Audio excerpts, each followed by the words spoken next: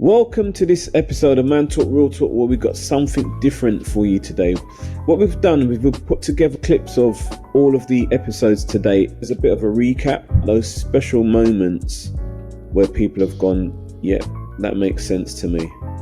Someone once said to me, repetition is the mother of all skill. The more times you see something, the more chances that it's going to sink in.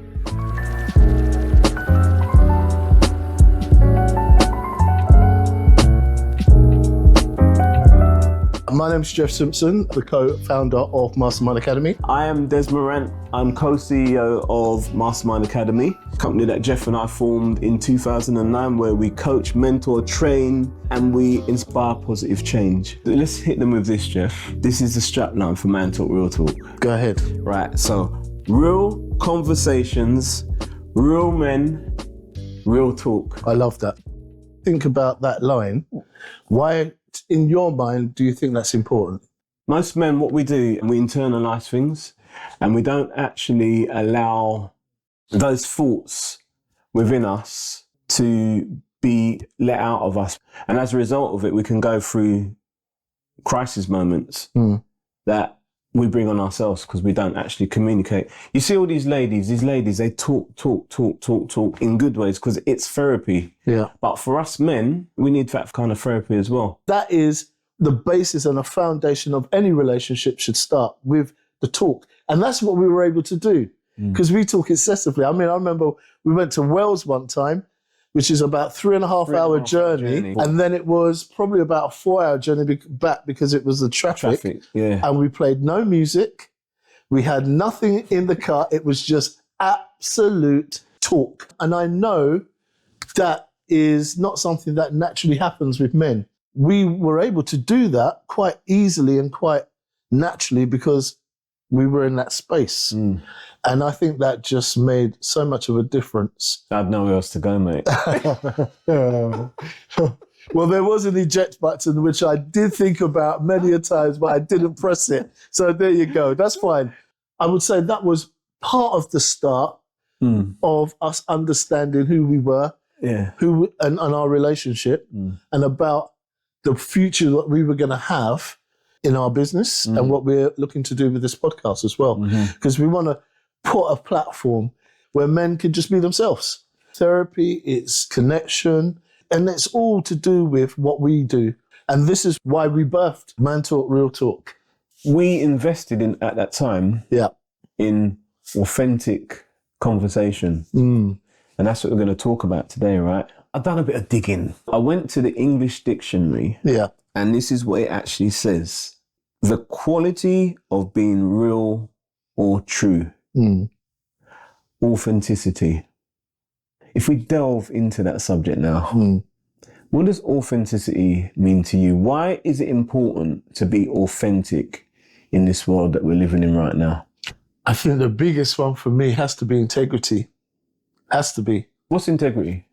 Well, integrity for me is about who you are with me and the world, because there's no hiding place. I want to know that when I speak to you, I speak to you. When I share things with you, I share them with you, the person that I have connection with. Yeah. And I must know that I trust you.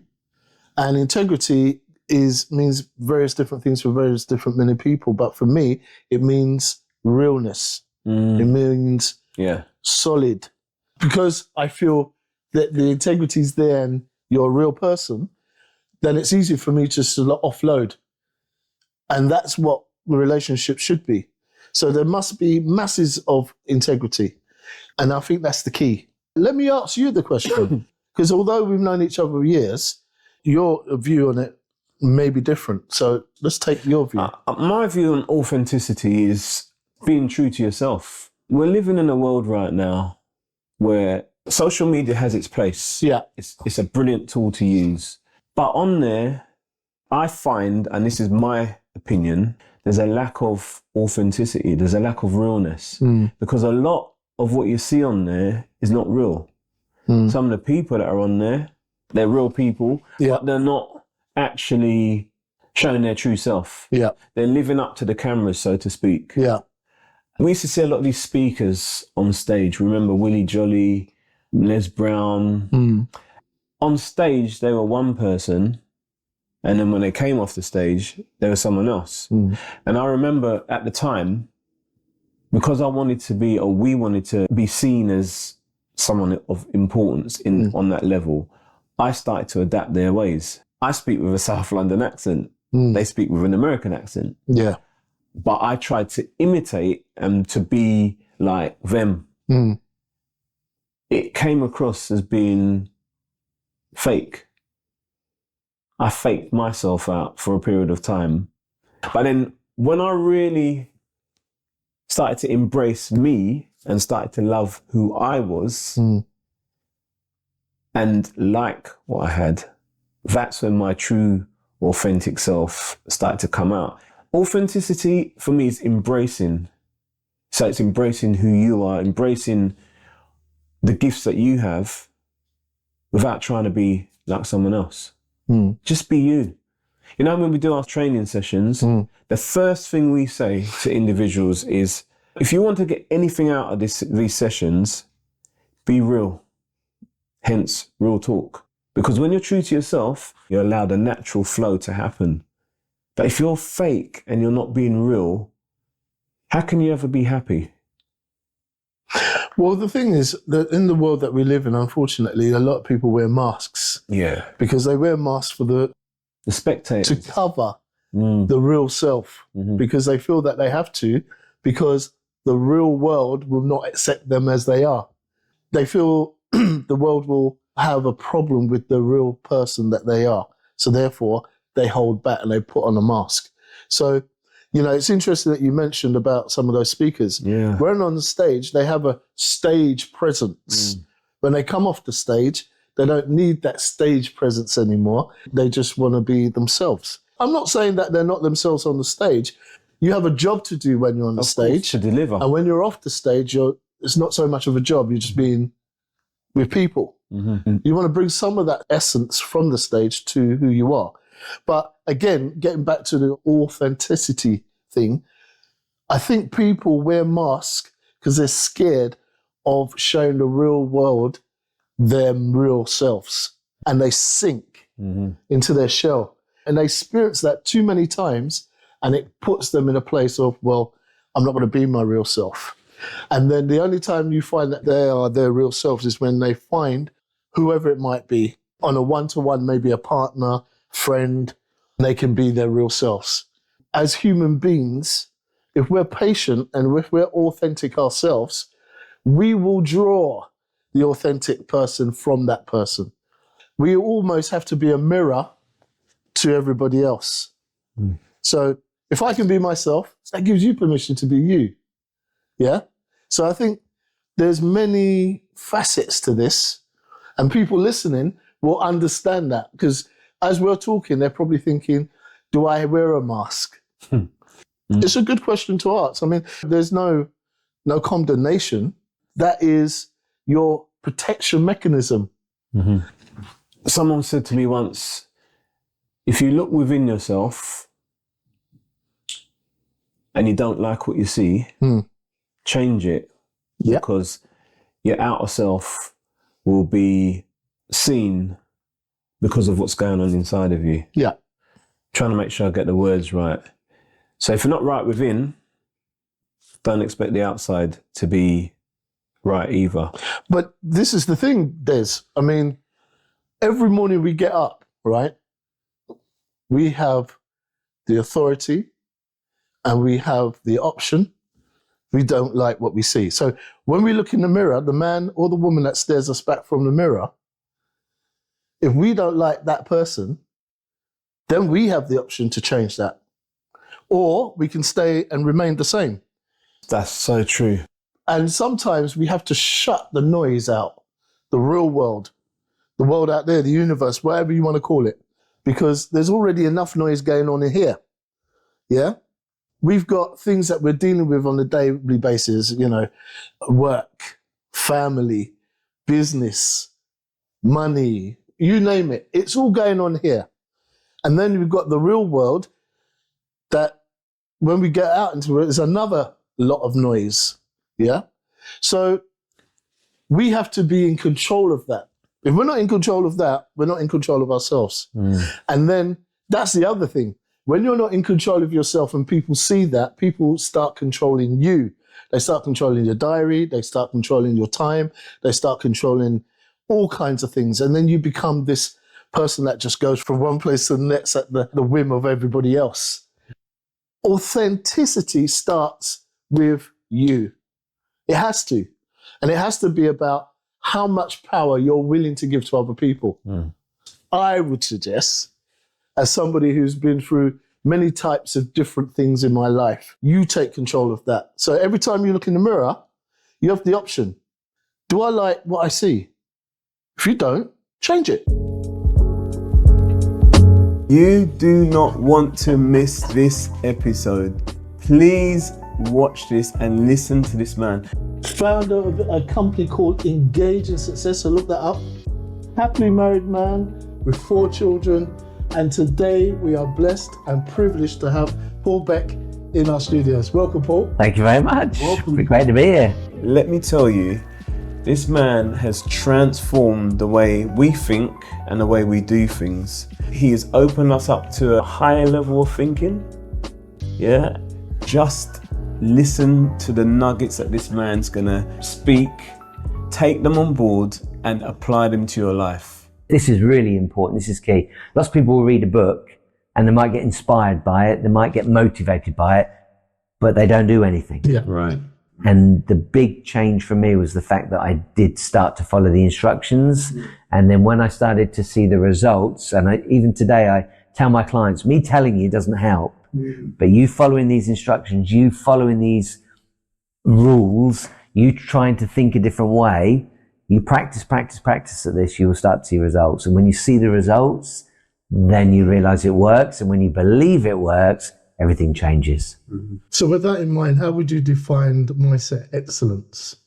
A mindset of excellence. Yeah. Probably 2 things there. I would go for mind mastery, and that is becoming aware of how your mind operates, becoming aware of your habits, and the other half would really be emotional management. Right. Because ultimately your subconscious mind is all the habits that you've learned, and most people don't investigate it. We don't pay any attention to it. We often hear the term, oh, it's just the way I am. Yeah. But that's not true. Sure. It's just the way you allow yourself to be because of the experiences you've had, what you think is true, what you believe. So you just follow that. But once you start to pay attention to it, you can say, well, that's not working for me. I'm going to try something different, until you start to find out what does work. So you can become a better husband, a better boyfriend, parent, worker, more successful. You can build a better relationship with money. So it's all about the way you think. We often say, it's all in your head. I'll tell you right now, it's all in your head. Yeah. That sounds a little bit patronizing, I think, when you first hear it and don't understand how powerful your mind is. And it's true, because I mean, we work with people as well, and the challenges that we find is that people don't look at the problem themselves. Yeah. So the mirror, Yeah. you know, when you look in the mirror, Yeah. you see the mirror, and what stares you back from the mirror is usually the person that you have to work on the hardest. Yeah. And you've got to like that person, because if you don't like that person, then nothing changes. Yeah. I'm going to use your mirror analogy just for visuals. So if a lady's looking in the mirror and doesn't like her lipstick, she doesn't try to change the lipstick in the mirror. Yeah. In the reflection, she changes her lipstick. Yeah. And then the reflection changes. Yeah. And it's exactly the same. So this is inside work. And I share with clients, if you're blaming the outside world, oh, it's the government, it's the politics, it's the way the economy is going, then you're looking at the reflection and trying to change yourself. That's the wrong way around. You've got to change yourself, and then the reflection will change. I love that. There's an expression that says, if there's no enemy within, then the enemy outside can do you no harm. Les Brown said that. Yeah, love it. Let's focus that on a man and how men think. How can men going through challenges, crisis situations? Okay, so it's very easy when things are not going the way you want them to blame everything else. It's the easiest thing to do, right? It's not me. I'm working really hard. I got made redundant. And of course, that isn't your fault that you got made redundant. What is your fault is if you now become a victim and say, well, I got made redundant. It's not my fault. It's not my fault. It's not my fault. fine, just a fact, that's the way it is. What you can now do is go inside and say, how can I change this? How can I make this work for me? You often hear stories when people say, I got made redundant, and at the time they were terrified and it scared them, but it was the best thing that ever happened to them. And sometimes you hear people have had a serious disease and they've been seriously ill, and now they're telling you it's the best thing that ever happened to them. And you're like, what? How does that make sense? And it's because we're forced to change. I always say there's two reasons why people change. One is they hear a piece of information that really sparks their imagination or makes them say, that makes sense, I want to do it. Sure. But unfortunately, far more people don't change because they want to. They change because they have to. Yeah. I call that the snap. So they wait till they're broken. A good example of that would be relationship not going as well as they would like. Mrs. is complaining, saying, oh, if you don't change, we're going to divorce. And they just keep going along. Maybe they're saying, oh, well, I'm trying this and I'm trying that, but they're not really committed to going inside and changing. They might be thinking, I'll just appease her. I'll keep her happy. I'll make her happy. Sure. But it still breaks up. And so ultimately they've got to go inside and find out why they're operating the way they are. Sometimes it's very surprising. You know, sometimes you find out you might have been abused as a kid. It could be scars from something your parents said to you. And sometimes, absolutely true, I've had clients that said this, their parents love them. They know their parents love them, but they said something on a day, a specific day, they failed exams or something didn't go the way they wanted it to. And the parents sat down with them at the kitchen table, told them how disappointed they were. And that scarred them for many, many, many years. And now they're carrying that around with them, thinking that they're not as good as they should be. They'll never be as good as they should be. It's not true. Often, that might be an important piece of information when you're young.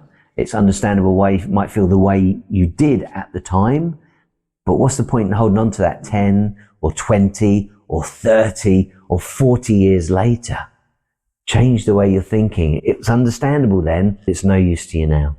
But you saying that, I mean, what practical daily habits then would you recommend in building the resilience in productivity of someone's transformation? The quickest and first thing that anyone should do is catch themselves thinking. It's probably the most foundational tool that I use. I'm not asking them to take a leap of faith. I'm not asking them to believe me. I'm not asking them to try and do something that doesn't make sense. All they got to do is catch themselves thinking. So what am I thinking? When you wake up first thing in the morning, where is your mind? Is it positive or are you already negative? Are you already getting up dreading the day? Are you already up thinking, oh, the other half's next to me? Catch yourself thinking. And then maybe when you take a break, what's going through your mind? Are you being negative again? And I'm not saying you will be negative. It might be positive. But just catch yourself thinking. And then if it is negative, don't beat yourself up. Just recognize it, because really, that I call it self-recognition. This first part, and I have all sorts of ways to do that. A system I call vibes, your values, your identity, your beliefs, your experiences, and your spirituality. I have the A to Z of self-recognition. I have all sorts of programs that they can use to catch themselves thinking. And once you start to recognize, then we can move on to the next part, which is self-regulation.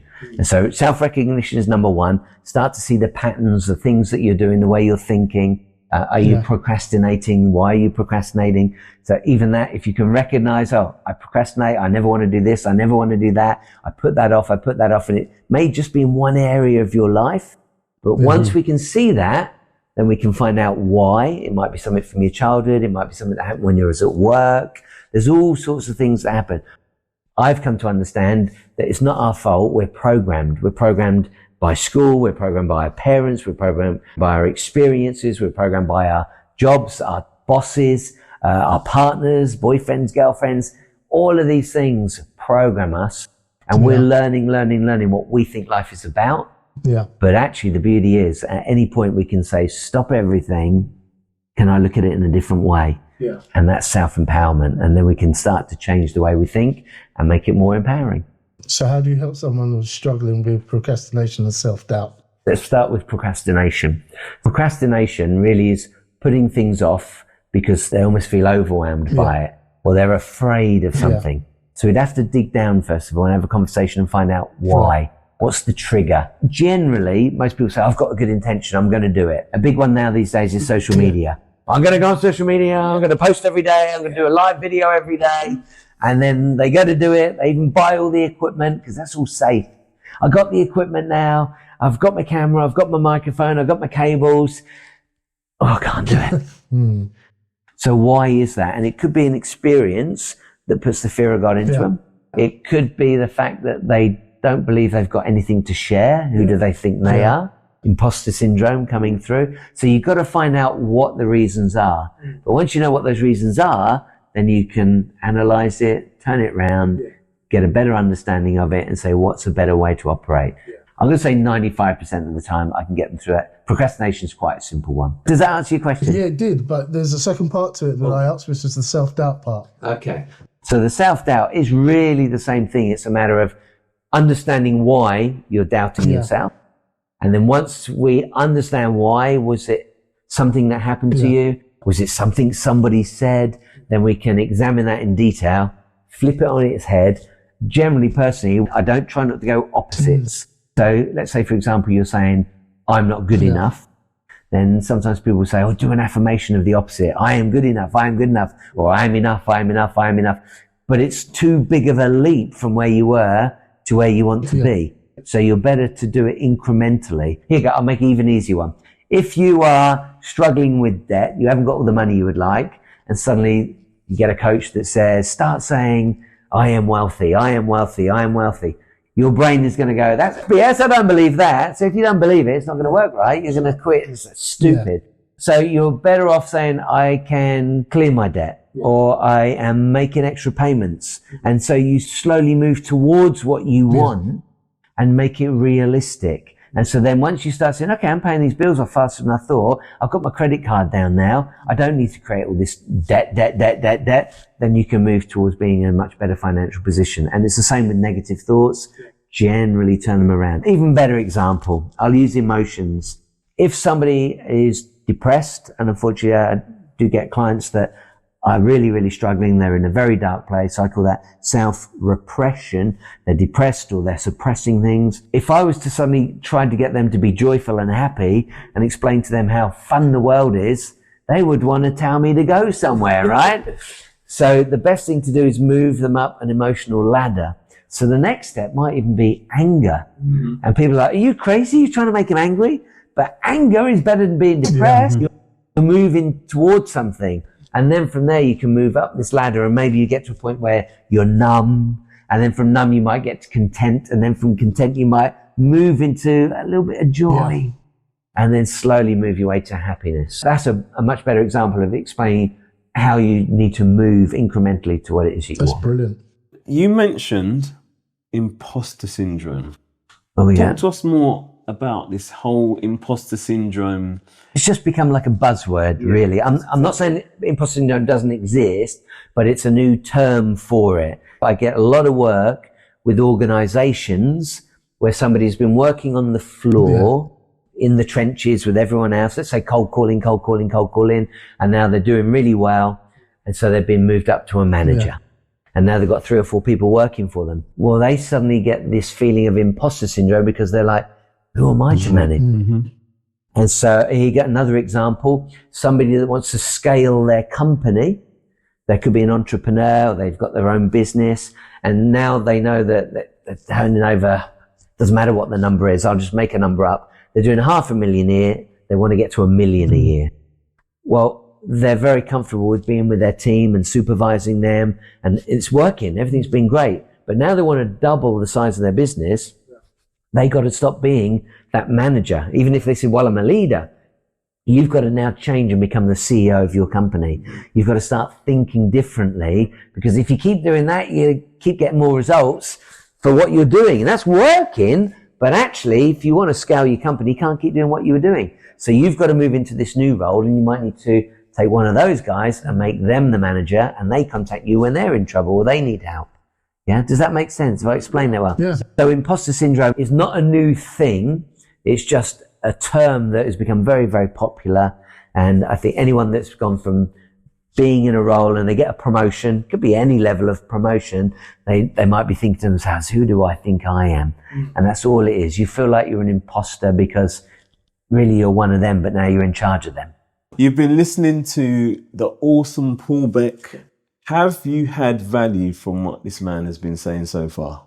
We know that you're going to go on to bigger and better things, and hopefully we won't be too far behind you. Where can people find you? Go to the website, engagewithsuccess.com.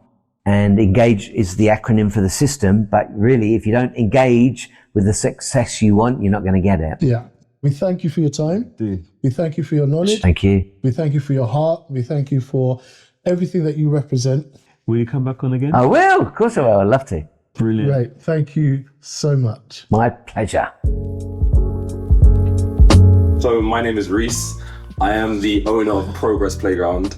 And what we do is we create characters. We allow you to unlock your own character from your voice.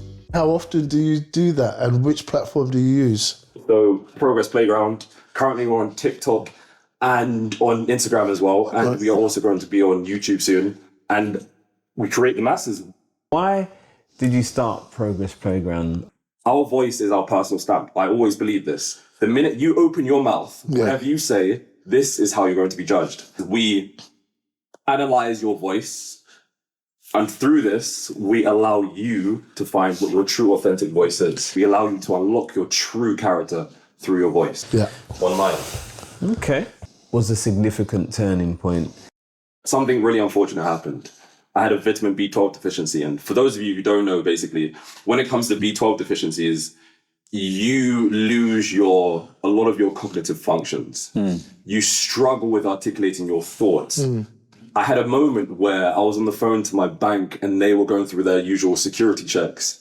And I couldn't even remember my date of birth. I was struggling going through my drawers to remember my date of birth and find it until it eventually hit me. And I realized this shouldn't be this way. Now, at that moment, went online, searched on how to better articulate your thoughts. And I came across verbal fluency exercises.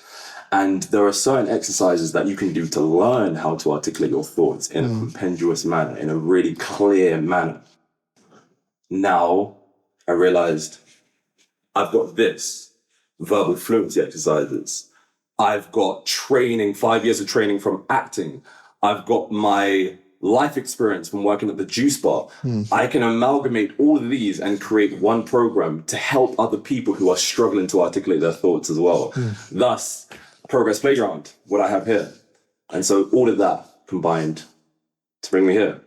Where did you get the name Progress Playground? What was the reasoning behind it? When it comes to your voice, when it comes to self-improvement and personal development as well, a lot of people see it as these people who are going through stoic times, going through the trenches, really trying to find yourself. I get that. Yet, does it have to be painful all the time? It doesn't really have to be painful all the time. And then I realized, bro, you can progress on the playground. You can have fun when you're progressing. I like that. So that's how the name Progress Playground was birthed. Having fun and enjoying the process. Because if you're not enjoying the process and it's just all pain, you're just going to have all scars and mental scars as well. And you won't be able to function as a human being. So, although they're good scars to have, though. For sure. 100%. Because the wisdom allows you to speak and vocalize your experiences. 100%. So that you're able to give some. I'm following you now. You see? Can you see it? Yeah. Whoa, I'm getting into it. Yeah. That's the program. Yes, 100%. Excellent. Excellent. So, what would you say to the young people listening to you now, and how important it is for you to have an element of good speak? It's incredibly important. As I said earlier, this is your stamp. This is how people are going to judge you. So the more you can articulate your thoughts and the more you can speak well, the more you will be able to influence the masses. People will trust in you. People will see that you are authentic as well. And you exude this confidence as well. Think about it. Martin Luther King. How many lives did he change? Yes. So many lives. Why? Because he could articulate his thoughts and he could speak like a leader. Yeah. And that's what I do. I train people to speak like a leader. You're seeing me use my hands right now. This adds to the story as well. Gestures are so important when you are speaking. I bet it's challenging for you sometimes because when you get into a room, you're viewing the room and you're looking at people's postures, you're looking at their speaking, and you're gathering all this information.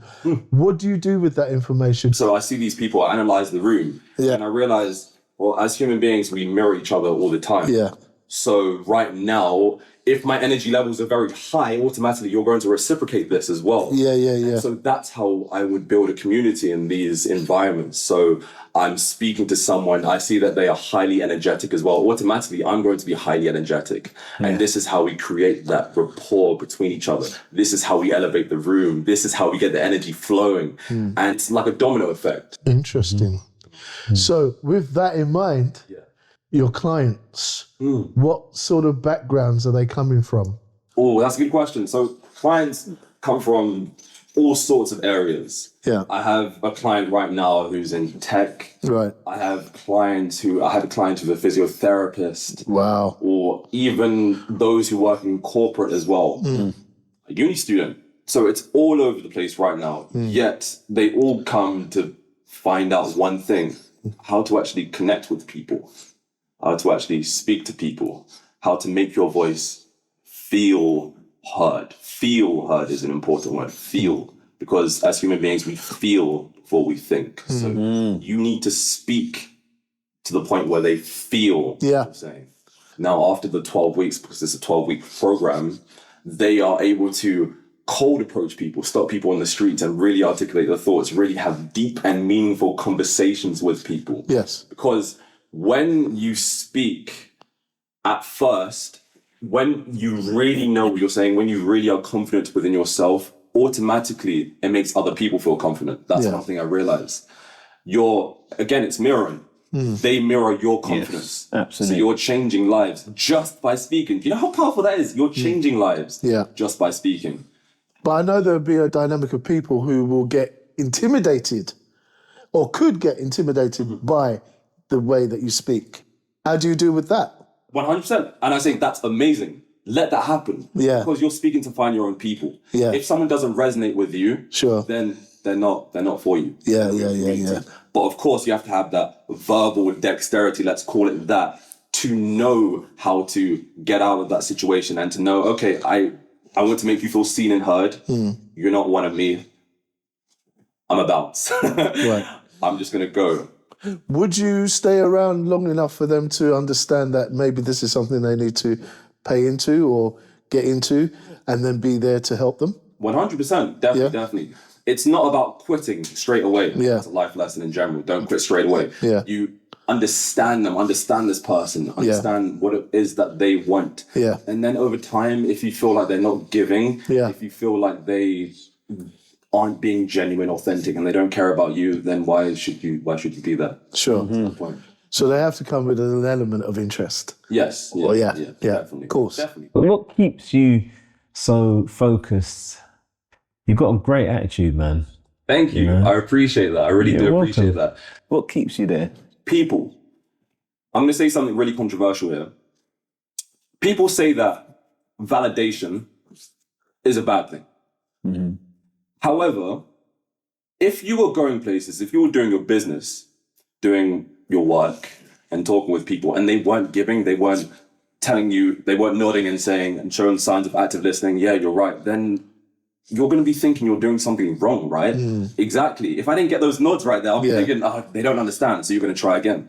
So when I see people online say that you changed my life, you really helped me, your videos really helped me and inspire me, that's what keeps me driven. That validation right there. So nothing in life is black and white. It's all grey.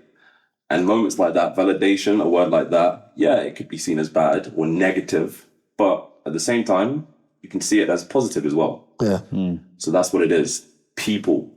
An absolute pleasure having you on. Tell everyone how they can connect to you. 100%. Instagram, Progress Playground, TikTok, Progress Playground, email, contact at progress-playground.com. That's everything. That's me, yeah. Mr. Reece Morant. Give this guy a round of applause. Peace. Thank you for listening. Thank you for watching. Thank you for supporting the platform. We hope you share to your friends, share it to whoever you feel is necessary, and learn from it.